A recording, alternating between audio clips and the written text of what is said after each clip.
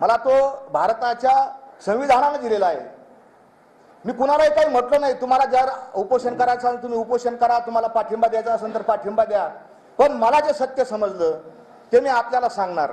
सत्य महामनी नव्हे गाबाळाचा धनी, देतो तीक्ष्ण उत्तरे पुढे व्हावं अशी बरे, नाही भीडभाड तुका म्हणे साना थोर। मी काही भीडभाड ठेवणार नाही, जे काही खरं असेल ते आपल्याला सांगणार।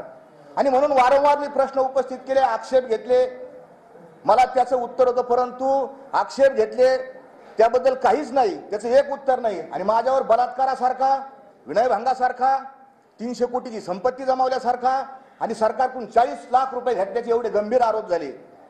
मी म्हटलं पुरावा द्या, एकही पुरावा दिला नाही। आणि मी जर घेतले असतील, मी जर कोण्या माऊलीवर बलात्कार केला असेल, विनयभंग केला असेल, 300 कोटी जमवले असतील, तर मी नार्को ॲनालिसिस, लाय डिटेक्टर आणि ब्रेन मॅपिंग या तीनही टेस्ट या समाज माध्यमांच्या समोर देण्यास तयार आहे, अशी भूमिका मी स्पष्ट केली। या भूमिकेचंही कुणाला खंडन करता आलं नाही। काल पत्रकार परिषद घेण्याचं दुसरं कारण की कालच्या त्यांच्या सगळ्या ते आपण सगळा हा त्याला तमाशाच म्हणूया, आपण काय म्हणतात माध्यम मला माहित नाही, पण विवेकी माणसं कालचा जो झाला गेला प्रकार आहे त्याला 100% तमाशा म्हणतील। राजकीय नेतृत्वाची अपरिपक्वता कालच्या सगळ्या प्रकारातून या समाजाच्या, या देशाच्या समोर आली।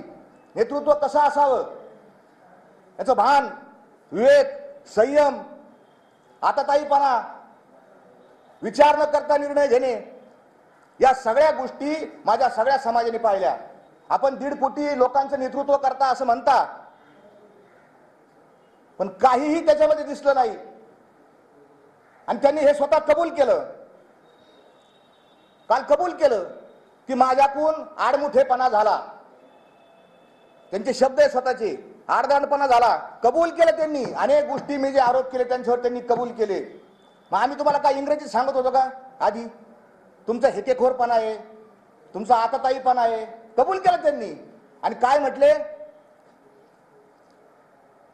मी विचार करून निर्णय घेतो। मग आम्ही काय कोणत्या पंजाबी भाषेत सांगत होतो का विचार करून निर्णय घ्या? ते विचारच करत नव्हते, हेकेखोरपणा करत होते। आणि हेच मी त्यांना वारंवार सांगत होतो, हे थांबवा।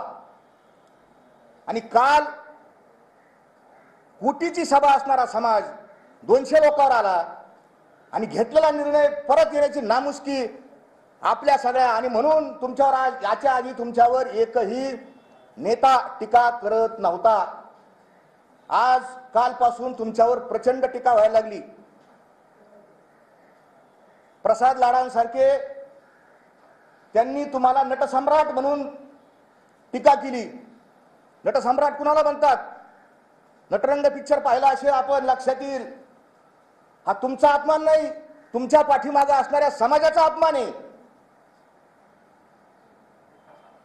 तुमच्यामुळे मराठा समाजाला इतकी खालच्या दर्जाची वागणूक मिळायला लागली, छिथू व्हायला लागली।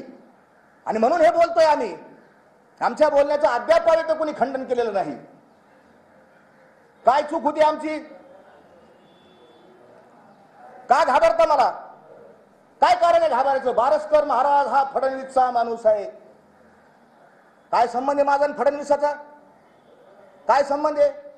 एक फोटो काल समाज माध्यमावर प्रसारित केला, हा फोटो आहे। हा फोटो, हे म्हणले हे बघा तुम्ही फडणवीसाचे समर्थक, हे म्हणले हे बघा फडणवीस, तुम्ही फडणवीसाचा पिल्लू, तुम्ही फडणवीसाचा आमका। आणि बरं झालं, माझा मी आभार मानतो, हा फोटो ज्यांनी समाज माध्यमांवर टाकला, मला सापडत नव्हता हा फोटो।